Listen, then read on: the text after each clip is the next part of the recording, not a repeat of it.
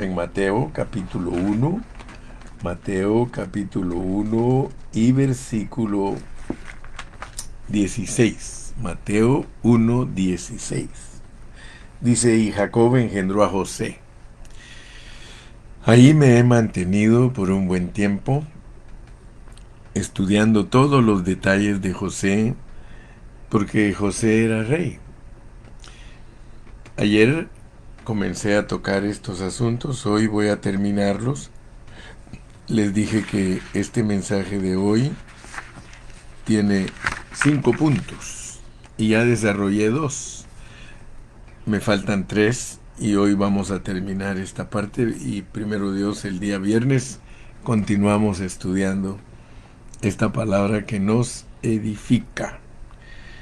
Le dije que tanto José como Jesús, ellos estuvieron en cárceles no solamente espirituales, sino en cárceles literales. Nosotros, cuando analizamos nuestra situación, nos damos cuenta que nosotros no estamos en cárceles literales. Y por eso les dije ayer que algunos cristianos hoy día sí están en cárceles literales. Hay muchos de ellos que encontraron a Cristo después de haber cometido delitos, haber violado las leyes civiles. Ahora ellos están pagando las consecuencias de su mal comportamiento. Pero nosotros muchos no hemos tenido esa experiencia de estar en una cárcel literal, pero sí estamos en una cárcel espiritual. José llegó a ser rey, Cristo era rey eterno, nosotros nos hizo reyes y sacerdotes, así lo dice Apocalipsis 1:6 y Apocalipsis 5:10, dice que el Señor nos ha hecho reyes y sacerdotes, así que nosotros los cristianos somos reyes y sacerdotes. Pero hemos aprendido que nosotros no somos reyes ante ninguna persona. Nosotros no somos reyes ni siquiera ante las personas mundanas, mucho menos reyes frente a los hermanos en Cristo. No, nosotros somos siervos los unos de los otros. Y ante el único que nosotros somos reyes es ante Satanás, sus ángeles caídos y los demonios. Nosotros somos reyes ante las potestades. Por eso es que nuestra lucha no es contra carne ni sangre, sino contra potestades, contra huestes, contra principados que están en las regiones celestes. La lucha de nosotros es una lucha espiritual. Y por eso ayer les dije que en la cárcel que nosotros estamos es en un cuerpo caído, que nos quiere manipular, que nos quiere controlar. Se llama carne, se llama ego, se llama el yo. O sea que Dios planificó que nosotros estuviéramos presos. Pero gracias a Dios, ¿verdad? Porque todo es programado. La vida de José, hijo de Jacob, fue programada en el Antiguo Testamento. La vida de Jesús fue programada por nuestro Padre Celestial. Y la vida de nosotros, si no nos dijera en Efesios 1 que nosotros fuimos escogidos y predestinados. O sea que preordenados, nuestra vida es un programa que Dios delineó. Tenemos un poquito de conflicto de entender que tenemos muchas cosas negativas, pero resulta que Dios así planificó la vida nuestra. O sea que la vida de nosotros es una vida de tormento, de sinsabores. Jesús no nos engañó. Él dijo, en el mundo tendréis aflicción. Ahora bien, Dios, aparte de habernos puesto en un cuerpo caído, siendo personas con problemas espirituales, Él nos dio una provisión, o sea que nos dio a Cristo. Cristo es el don inefable. Cristo es el regalo que Dios nos ha dado para que nosotros no batallemos solos. Así que recuérdate que no estamos solos. Aunque Dios en su soberanía nos puso en estos cuerpos caídos, nosotros no estamos solos, pero Dios es un caballero, Dios nos respeta mucho a nosotros porque Él nos deja tomar nuestra decisión. O sea que Dios no nos manipula a nosotros. Yo sé que algunos a veces piensan y dicen, mejor nos hubiera hecho Dios como personas que no cayéramos. Pero el asunto es que si Dios nos hubiese hecho a nosotros como personas que no cayéramos, nosotros seríamos los ángeles que no han caído, tendríamos una vida angelical. Pero Dios no nos puso a vivir una vida angelical, nosotros vivimos una vida humana. Así que ninguno de nosotros debe de sentirse acomplejado ni frustrado, mucho menos derrotado, porque es Dios el que permite que nos pasen muchas cosas negativas. Y cuando uno lee a Job, uno se da cuenta que Job sabía, porque él dijo, recibiremos de Dios solo el bien y no recibiremos el mal. Así que entendamos pues, porque eso nos va a ayudar a que experimentemos a Cristo. Fuera de experimentar a Cristo, nosotros no podemos. Yo aprendí con un hermano muy entendido de la Biblia que él nos enseñó a orar. Y él dijo, ustedes deben de orar así, porque yo lo hago. Él dijo también. Dijo, ustedes cuando se acerquen a Dios, díganle, Señor, te prometo que si tú no me ayudas, yo la voy a volver a regar. Esa es la oración de un inútil, la oración de uno que sabe que es inútil. El apóstol Pablo es nuestro perito arquitecto, nuestro enseñador, nuestro tutor, nuestro maestro, y él nos enseña bien clarito en sus epístolas. Él mismo dice, miserable de mí, ¿quién me librará de este cuerpo de muerte? O sea que nosotros habitamos en un cuerpo de muerte. Si no entendemos eso, no vamos a entender que Dios nos ha dado la provisión más elevada del universo, nos ha dado a su Hijo Jesucristo. Por eso Pablo dijo, es el don inefable, es el regalo de gracia. Nosotros necesitamos gracia para vivir delante de nuestro Padre Celestial, y esa gracia es Jesucristo. Muy bien. Entonces, si usted comprende este hablar, si usted comprende lo que yo estoy diciendo, entonces usted va a entender las lecciones que están escritas en la palabra de Dios. Porque Dios nos pone a José para que entendamos que José es un tipo de Cristo, pero nos pone para que veamos que sí se puede. José pudo. Yo sé que Dios tuvo una misericordia grande con José y lo llenó de gracia, porque es necesario que Dios nos llene de gracia para poder salir avantes, para poder salir triunfantes. Y Dios nos ha provisto a Jesucristo como el don inefable, porque esa es la gracia. Esa es la gracia de Dios. El don inefable es gracia en nosotros. Para eso nos puso Dios a Cristo dentro de nosotros, para que nosotros tengamos gracia. O sea que si no usamos, si no le echamos mano a esa vida eterna, porque eso es echarle mano a la vida eterna, échale mano al Cristo que tú tienes dentro de ti. Y quiero decirte que eso es bien difícil, porque nosotros somos bien distraídos. Nosotros, cualquier cosa de este mundo nos hace olvidar nuestra provisión. Y como tenemos dos canales, nosotros o podemos estar en el espíritu o podemos estar en el alma. Esos dos canales en nosotros son los únicos que existen. Pero tristemente nosotros somos más inclinados hacia el mal, inclinados hacia nuestra alma, inclinados hacia nuestra naturaleza. Y tenemos la capacidad de cambiar canal inmediatamente. Si nosotros queremos, inmediatamente estamos en el espíritu. Si tú quieres. Porque es nada más de cambiar el pensamiento. Nosotros podemos cambiar pensamientos ipso facto. En el mismo instante que nosotros decidamos cambiar nuestro pensamiento, nosotros podemos cambiarlo, pero hay una lucha. Hay una lucha que no nos quiere dejar estar en el espíritu. Siempre está esa oposición porque esa oposición es espiritual. Bueno, ayer entonces empezamos a hablar del primer punto, y el primer punto que tenemos que entender es que no podemos ser personas inmaduras si queremos ser liberados. Si tú quieres ser liberado de la cárcel, del calabozo, de esa cárcel en la que Dios te puso, porque es Dios el que nos pone en esta cárcel, tú tienes que madurar. Y la edad requerida es 30 años.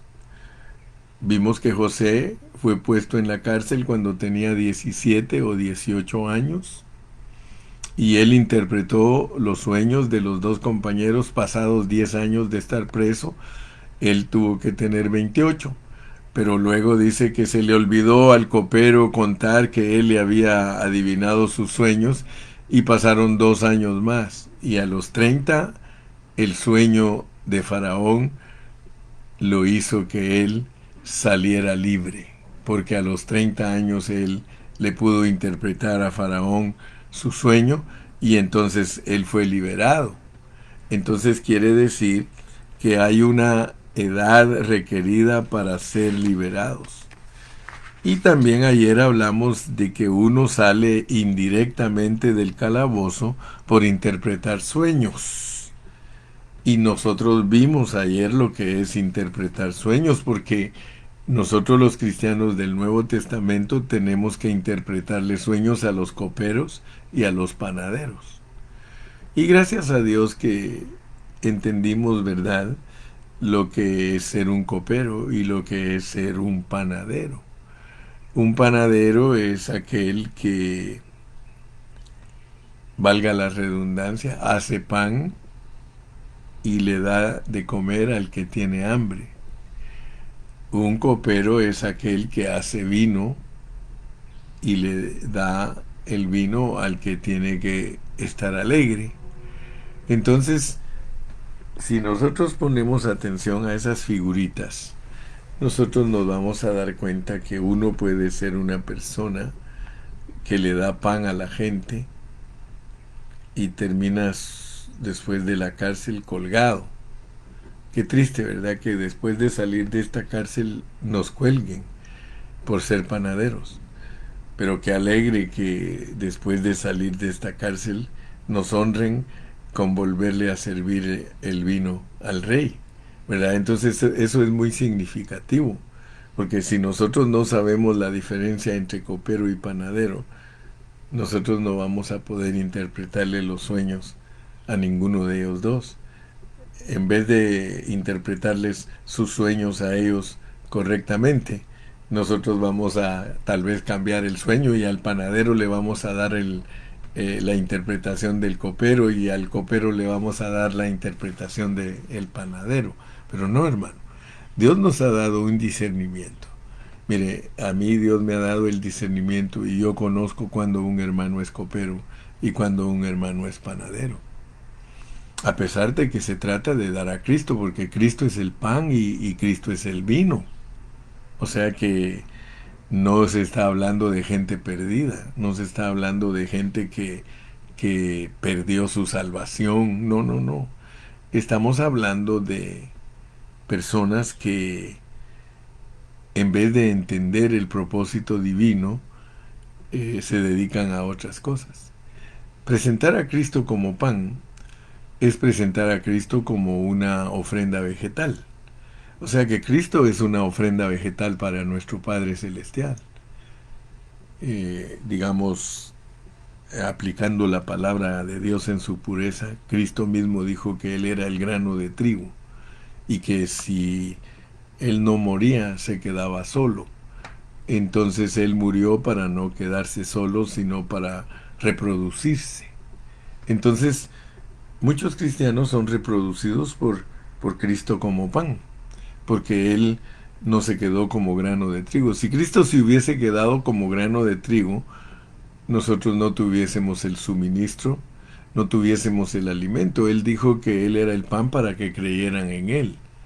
Él dijo que Él era el pan del cielo, el pan que descendió del cielo, y ustedes pueden estudiar todo el capítulo 6 del Evangelio de Juan, Y ahí el Señor se revela como el pan que vino del cielo, el maná, pues, el maná.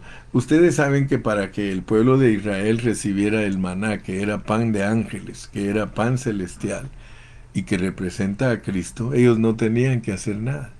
Ellos no trabajaron para que Dios los alimentara. No tuvieron que trabajar para que Dios los alimentara y que ellos dijeran, bueno, pues trabajamos duro para obtener este pan. No, Dios se los dio gratis. Llovía del cielo. Es más, tenía regulaciones. Pero esa enseñanza, esa metáfora, representa a la gente que es de fe. O sea que nosotros por fe creemos que Cristo es nuestro maná, por fe creemos que Cristo es nuestro pan. Y entonces Cristo presentado a Dios como ofrenda vegetal, como pan, es para que nosotros creamos en Él por fe. El pan es una mezcla. El pan es harina con aceite, es algo que va horneado, o sea, es algo procesado. Entonces Cristo murió como pan para alcanzarnos a todos los que somos de fe. Y ahora, aún en Mateo 6, cuando los discípulos le dijeron a Jesús que les enseñara a orar como Juan les enseñó a sus discípulos, el Señor Jesús les dijo que oraran el pan nuestro de cada día, dánoslo hoy. Entonces, debemos de entender con toda claridad lo que es Cristo para nosotros como pan. Como pan, Él sustenta, Él llena, Él quita el hambre. El que comiere de este pan nunca más tendrá hambre. Eso significa que Cristo nos salva a nosotros como pan. Él nos salva. Por fe, Él nos justifica. El trabajo de fe tiene que ver con Cristo como pan. Pero resulta que también Cristo es el Cordero. Y Cristo como Cordero lo tenían que matar y derramar su sangre. Por eso es que el vino es la sangre. Usted se da cuenta que nosotros en la reunión del principio de mes tomamos la cena del Señor, comemos un pedacito de pan y tomamos jugo de uva, porque pues algunos dicen que no tiene que ser jugo de uva, tiene que ser vino verdadero, pero nosotros no vamos a discutir ni pelear en esos asuntos que no son la esencia del Evangelio, sino que son símbolos. Entonces, lo que sí tenemos que entender es lo que está detrás de esas sombras, lo que está detrás de esos símbolos. Nosotros tenemos a Cristo representado por la sangre. La sangre es una ofrenda animal, no es una ofrenda vegetal. La sangre, usted tiene que entender, es una ofrenda animal. O sea que para que haya perdón de pecados, dice la Biblia que tenía que haber derramamiento de sangre. Sin derramamiento de sangre, dice, según la ley, no hay remisión de pecados. Entonces, eso lo transporta a usted hasta el principio de la Biblia. En el principio, cuando Dios puso al hombre en el huerto del Edén, el hombre era vegetariano. Pero después que la Biblia relata la caída del hombre como una metáfora, Dios muestra que la caída del hombre hizo que mataran animales. Y no solamente sirvieron para cubrir su desnudez, sino que de ahí en adelante les dijo que podían comerse los animales. El comer animales para nosotros es para recordarnos que somos pecadores. O sea que tú tienes que ver eso en una forma instructiva. Cuando tú comes un pedazo de pollo, Dios te está recordando que eres pecador. Cuando te comes un pedacito de vaca, Él te está recordando que tú eres pecador. Bueno, algunos lugares del mundo comen de toda clase de animales, comen iguana, comen serpiente, comen lagarto, comen muchas especies de animales que en algunos lugares los hermanos no los comen. Pero cuando uno se come un animal tiene que sacarle la sangre. Por eso dice que le quite toda la sangre, porque no tenemos autorización de comer sangre. Por eso si alguien estudia la Biblia correctamente, no comemos morcilla, no comemos moronga, porque eso es sangre. No comemos ceviche de pata de mula, porque eso es sangre. Y nosotros los cristianos del Nuevo Testamento tenemos prohibido comer sangre. Es un simbolismo, por supuesto. No es que la sangre ocasione cosas en nosotros. Puede ser que cause enfermedades físicas, porque la sangre es la que se contamina. Pero eso tampoco es el Evangelio. El Evangelio no es ir y predicar que no hay que comer morcilla, que no hay que comer puerco, eso no es el Evangelio. El Evangelio es algo superior, el Evangelio es algo espiritual, en donde usted tiene que entender que Dios proveyó a Cristo como ofrenda vegetal y como ofrenda animal, pero es para entender lo que está detrás de esa enseñanza y que nos bendice Dios a nosotros espiritualmente. Entonces, gracias a Dios, pues que entendemos todos estos aspectos. Pero nuestra lección nos tiene aquí ocupados, porque nosotros tenemos que aprender a interpretar los sueños de los coperos y los panaderos. Y vuelvo a repetirles, si ustedes ponen atención, es entender los aspectos de Cristo para nuestro beneficio. Si usted solo sabe presentar a Cristo como pan, pues tarde que temprano, al salir del calabozo, lo van a colgar.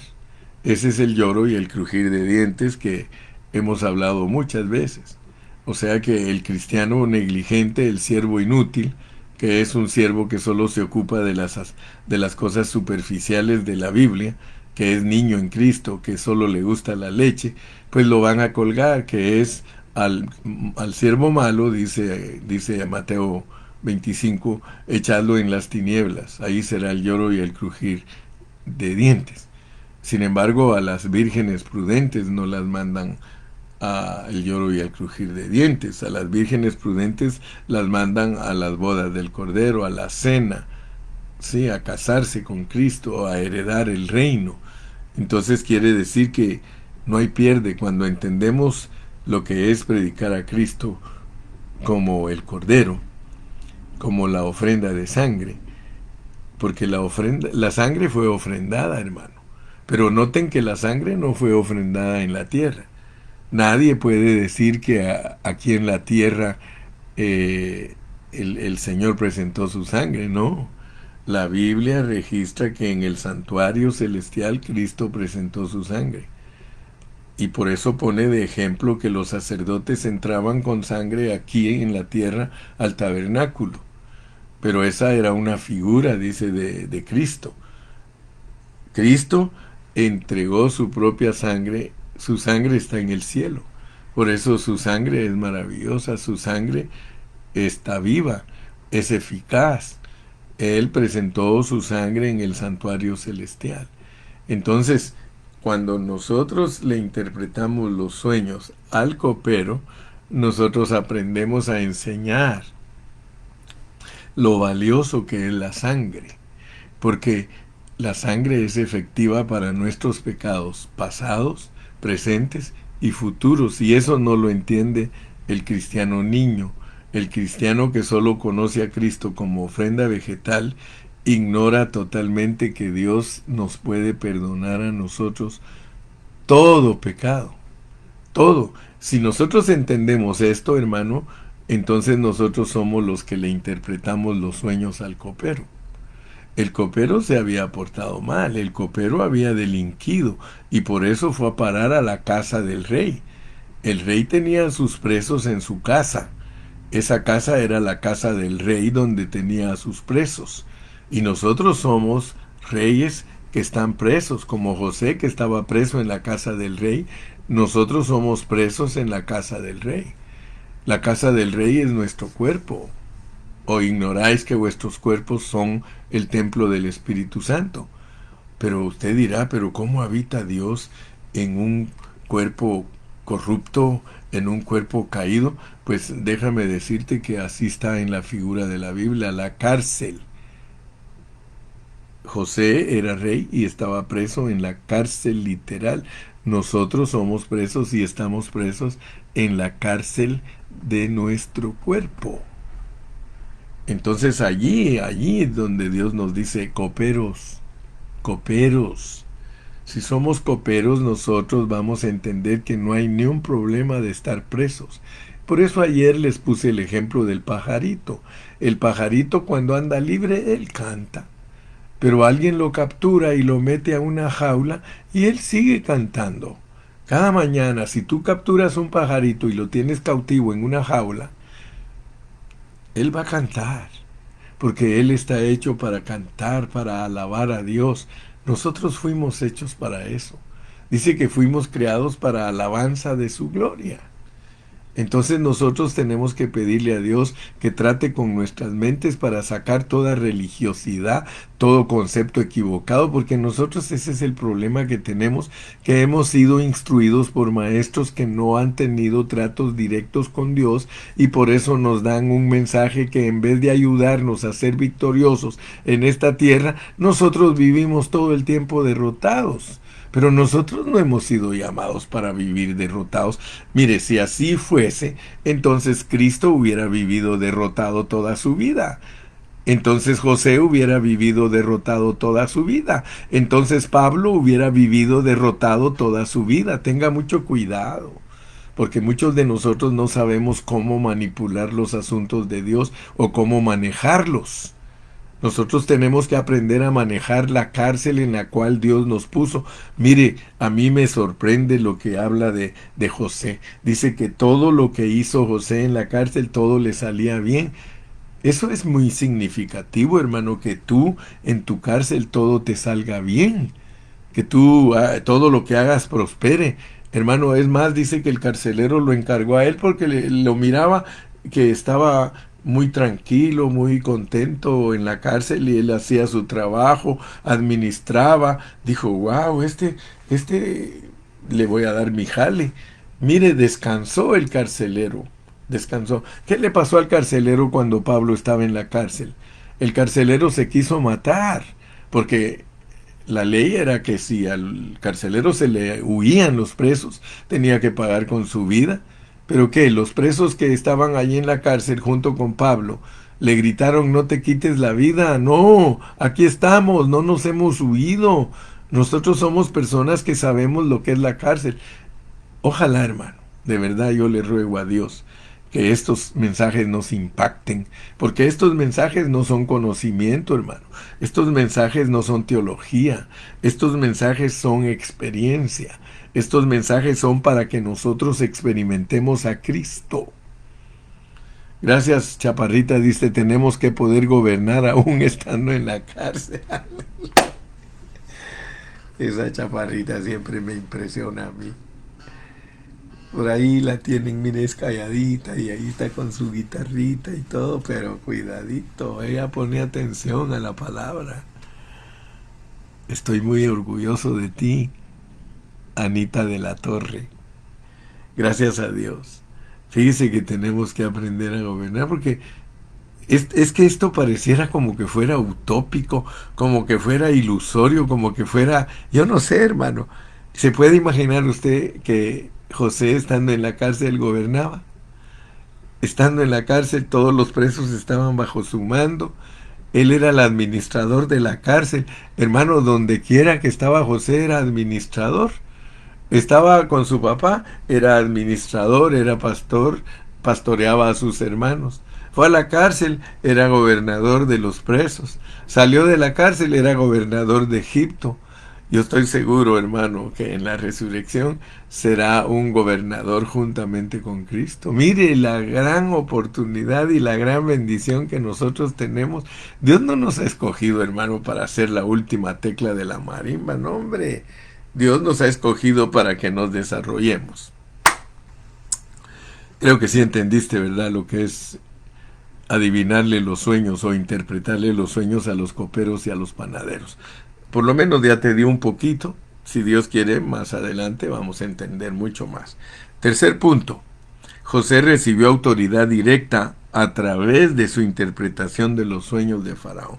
Quiero que sepas, pues, ¿Qué es lo que hace que nosotros recibamos autoridad? Porque el interpretar los sueños hizo que directamente nosotros recibiéramos autoridad. Si nosotros ya entendimos el punto número 1, la edad adecuada para ser liberados y salir a reinar, y ya entendimos también que nosotros somos los que son liberados por interpretar los sueños, entonces entiende pues que José recibió autoridad directa a través de los sueños interpretados a Faraón. O sea que él se preparó, Dios lo preparó interpretando sueños de copero y panadero, pero ahora nos toca interpretar sueños de Faraón. Ah, mire, si esto es maravilloso, hermano. La interpretación de los sueños de Faraón no solo lo sacaron de la cárcel, sino que lo entronizaron. Entonces, como vamos en orden, ¿verdad? Interpretar los sueños al copero y al panadero, eso lo hacemos estando en la cárcel. Ponga atención, chaparrita. Cuando estamos en la cárcel, nosotros le podemos interpretar los sueños a los coperos y a los panaderos.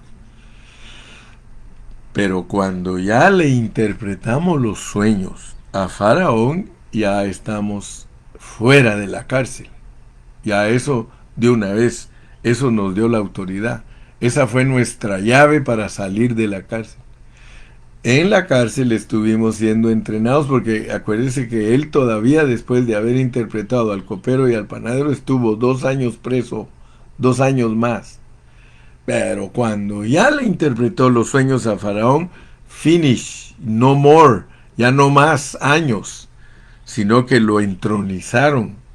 Debido a su interpretación acertada de los sueños de Faraón, Faraón le dio el trono. Vamos a leerlo, vamos a Génesis 41. Génesis 41, del versículo 25 en adelante. Génesis 41, versículos del 25 en adelante. Dice así: entonces respondió José a Faraón: el sueño de Faraón es uno mismo. Dios ha mostrado a Faraón lo que va a hacer. Entonces yo quiero que me pongan mucha atención, mis hermanitos lindos. Miren, nosotros para interpretarle a los hermanos estamos presos, pero para interpretarle a Faraón, fíjese pues, nosotros no solo sabemos interpretar las cosas del Evangelio, las cosas espirituales, nosotros sabemos profecía. Nosotros sabemos qué va a pasar en el mundo. Esto es maravilloso, mi amado hermano, porque Dios no solamente nos usa para entender las cosas espirituales, sino aún las cosas seculares. Yo le doy gracias a Dios, mire, yo puedo saber lo que está pasando en las naciones. ¿Qué pasa con estos presidentes? ¿Qué pasa con aquellos y todo? Yo quiero que vea que la iglesia es muy importante. Nosotros, los siervos de Dios, somos muy importantes porque solo a nosotros nos revela Dios lo que le va a pasar a Faraón. Pero aparte de eso nos revela lo que le va a pasar a los coperos y a los panaderos. Me explico, ¿verdad? Y le dice: entonces respondió José a Faraón: el sueño de Faraón es uno mismo. Dios ha mostrado a Faraón lo que va a hacer. Oigan esto, hermano, porque uno a veces es llevado por todo viento de doctrina. Uno a veces oye cosas pero no le pone atención. Cuando yo estudio la Biblia, hermano, Dios me abre mi entendimiento y Dios me permite ver cosas que nunca han visto otros. Por eso le doy gracias a Dios. Fíjense que los cristianos tienen sueños y nosotros se los interpretamos. Pero también Faraón, el mundo, tiene sueños y nosotros se los interpretamos. Los cristianos verdaderos somos soñadores. Nosotros somos intérpretes. Ah, cuánto alabo a mi Padre Celestial, porque yo soy intérprete, hermano. Mire, a mí Dios me ayuda para que interprete cómo es la iglesia y cómo es el mundo. Una persona que va a ser liberada y que de aquí, de esta cárcel, va a salir a reinar, tiene que dejarse guiar por Dios en todos estos asuntos. Por eso yo no me ocupo, que la bestia, que el número, que esto, que lo... No, no, no, yo sencillamente voy observando poco a poco cómo el Espíritu Santo va preparando el panorama y los mismos reyes, los mismos presidentes, los mismos faraones, ellos, Dios les da los sueños, solo que ellos no saben cómo interpretarlos. Dios le puede dar sueños a Bukele, a Trump, a Biden, a Maduro, a Arévalo. Dios le puede dar sueños a ellos, pero ellos no lo saben interpretar. Pero nosotros, los cristianos genuinos, los cristianos verdaderos, nosotros sí sabemos, como dicen en inglés, I know what's going on. Yo sí sé qué está pasando. Dios no le va a revelar a ningún mundano qué significan sus sueños. Pero Él va a llamar a sus Josés, a sus Danieles. Sí, Él va a llamar a sus Ezequieles. Él va a llamar a sus Isaías. Él va a llamar a todos sus siervos. Y nosotros somos los que sabemos quién tiene el control y qué es lo que sigue. Bueno, leamos pues. Las 7 vacas hermosas, porque él soñó 7 vacas hermosas. Y le dijo, esas 7 vacas hermosas, 7 años son. Y las espigas hermosas son 7 años. El sueño es uno mismo. También las 7 vacas flacas y feas que subían tras ellas son 7 años. Y las 7 espigas menudas y marchitas del viento solano, 7 años serán de hambre. Esto es lo que respondo a Faraón. Lo que Dios va a hacer, lo ha mostrado a Faraón. Mire, hace poquito mataron a un muchacho en Guatemala. Y en las noticias, yo estuve al tanto de las noticias. Y mataron a ese muchachito que era un cantante que apenas estaba como una flor en su botón, tratando de sobresalir. Al principio muchos se burlaron de él porque no tenía talento, no sabía ni cantar, pero él tenía una ilusión y desde chiquitito, de 13 años, él se fue de su casa y se fue a buscar gente que grababa y que instruía músicos y ayudaba a cantantes. Y él iba subiendo poquito a poco, lo mandaron a aprender canto y todo es que alguien se interese en ayudar a alguien y sí se puede. Pues ya lo estaban sacando adelante, ya él iba para arriba y lo mataron. Por supuesto que para Guatemala es una señal, para Guatemala es una señal. Todo lo que sucede en nuestros países, en el mundo secular, son señales de asuntos de la vida espiritual. Yo, gracias a Dios, que tengo entendimiento de eso. Pero si usted ve a ese muchachito, Dios le reveló en un sueño que lo iban a matar. Pero ninguno pues se atrevió a interpretarle su sueño, a pesar que él dijo, a ver quién me puede decir qué significa eso. Dijo, porque yo no entiendo qué quiere decir eso. Y si ahora, mire, porque muchos hermanos se me dan risa a mí, todos esos cristianos pentecostales, que después de que suceden las cosas, ellos ya sabían que iba a pasar. No, hermano, cuando uno verdaderamente tiene tratos con Dios, antes que las cosas suceden, uno apercibe a la gente. Mire, Faraón tuvo el sueño, ¿qué hizo José? Lo apercibió. Sí, lo preparó, le dijo, mira, este sueño que tú tienes significa esto y esto y esto. Por eso es de que yo les digo que las cosas de Dios no son juguete, hermano. Las cosas de Dios son serias. Y si tú te crees profeta, hermano, di las cosas antes que sucedan. no esos profetas que dicen las cosas después de que sucedieron. Ahora todo el mundo pone los billetes de Estados Unidos en cierta manera y aparecen las Torres Gemelas quemándose. ¿Por qué no lo hicieron antes? ¿Por qué no lo previnieron antes? ¿Por qué no? Mire, cuando uno es profeta de Dios, uno va y le habla al presidente y le dice al presidente, mire, esto que usted soñó quiere decir esto y esto y esto. Hay muchos hermanos que se creen profetas y dicen yo le voy a hablar al presidente y puras tonteras van a decirle al presidente. No, hermano, eso no es de Dios. Lo de Dios se cumple, hermano. Lo de Dios es verdadero. Lo de Dios no es juguete. Cuando tú en tu corazón Dios te envía a decirle algo a un presidente, te vas a jugar tu vida. Pero vas a ir y le vas a decir lo que Dios verdaderamente está diciendo. Yo no me voy a ir a decirle o no voy a ir a decirle a un presidente, mire señor presidente, Dios dice esto y esto y esto, y pasan 6 meses y pasa un año y no se cumple, hermano. Yo soy un falso profeta. Pero si yo soy un verdadero profeta de Dios y tengo las agallas para ir y decirle a aquel su sueño, porque regularmente Dios trata con ellos por sueños. Dios le da por sueños a un presidente las cosas que van a pasar en una nación. Lo que pasa hoy día es que muchos presidentes no cuentan sus cosas, no dicen sus cosas. Pero cuando un presidente dice sus cosas, entonces van a haber siervos que se las interpreten. Y hay algunos que no han sido charlatanes, pero en su mayoría son charlatanes, como dice mi hermana Dunia. Dice, amén, así es, pastor, charlatanes son esos.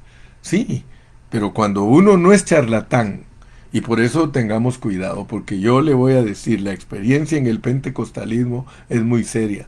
Los hermanos siempre han profetizado falsedades. Siempre han dicho, dice el Señor, y pura mentira. Mire, yo tengo 44 años de ser pastor y como 20 estuve en el pentecostalismo. Y estando en el pentecostalismo yo tuve tanta desilusión de muchos hermanos porque decían que esa hermana ya estaba sana y se moría a la siguiente semana. Decían que este hermano ya Dios lo había sanado y se moría a la siguiente semana. ¿Qué pasó con ese cantante de Guatemala? Todos le profetizaron que iba a vivir y que estaba sano. Solo un hermano no fue charlatán. Él le dijo, ¿sabes qué? Arregla tu casa porque Dios dice te vas. Y así fue, hermano. Así fue. El hermano se fue. Entonces, gracias a Dios que el tercer punto es entender que Dios nos usa a los cristianos para interpretar los sueños de los que están en eminencia, de los que están en el poder.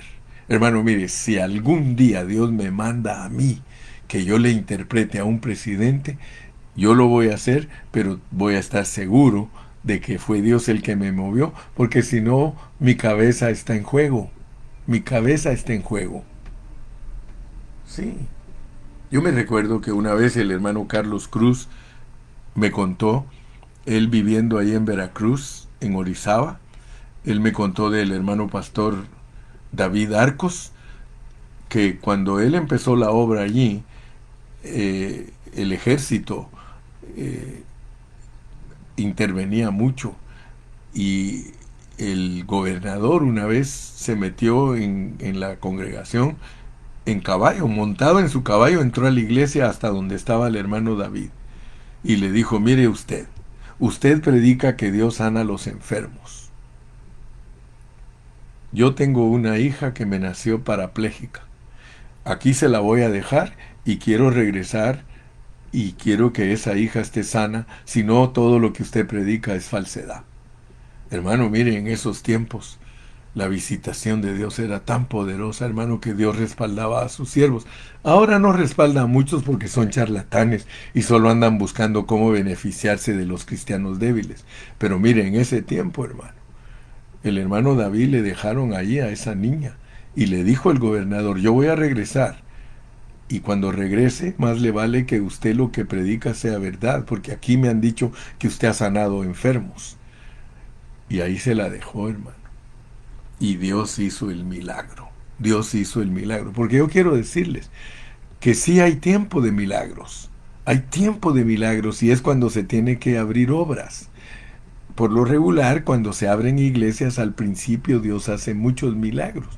Mire cómo empezó la iglesia. La iglesia empezó levantando muertos, haciendo milagros, pero después ya es presunción, porque una vez establecida la obra, una vez se establece la iglesia, Dios dice, aquí se cierra la llave de los milagros y ahora a vivir una vida presos todos, para ver si realmente quieren salir de esas cárceles. Por eso es importante conocer el mover de Dios. El mover de Dios es muy importante y usted tiene que saberlo discernir. Y yo le estoy dando gracias a Dios en esta mañana. Porque, hablando en serio, hermano, si nosotros hubiésemos sido José y Faraón nos hubiera preguntado, ¿usted ha tenido sueños propios? ¿Se le han cumplido sus sueños? Solo imagínese usted a Faraón preguntándole a José eso, diciéndole, mire José, ¿usted ha tenido sueños propios? ¿A usted se le han cumplido sus sueños? Hermano, nosotros quizá hubiésemos tenido miedo de contestar, porque los sueños de nosotros no se han cumplido. Y quizá Faraón le hubiera dicho, quítese de aquí por favor, sáquese, apártese de aquí engañador, ¿cómo se atreve a interpretar mis sueños si los suyos no se han cumplido? Ojo, ojo, entre más atrevidos seamos en predicar los sueños del Señor, más calificamos para ser liberados de la cárcel. Hemos sido raptados de los hebreos. Así dijo él, yo he sido raptado de los hebreos para ser metido en esta cárcel. Hermano, vive tu cárcel por fe. Si la Biblia te ha sido revelada, predícala por fe. Hermano, yo predico por fe. Todos debemos hablar más y seremos liberados, hermano. Acuérdate que la palabra que nosotros prediquemos es la que nos va a liberar. Por eso no podemos predicar engaños. Por eso no podemos predicar especulaciones. Por eso no podemos predicar lo que se nos antoja. Pero si predicamos la palabra con pureza, Dios está trabajando en nuestro espíritu y nos va a dar la autoridad, hermano.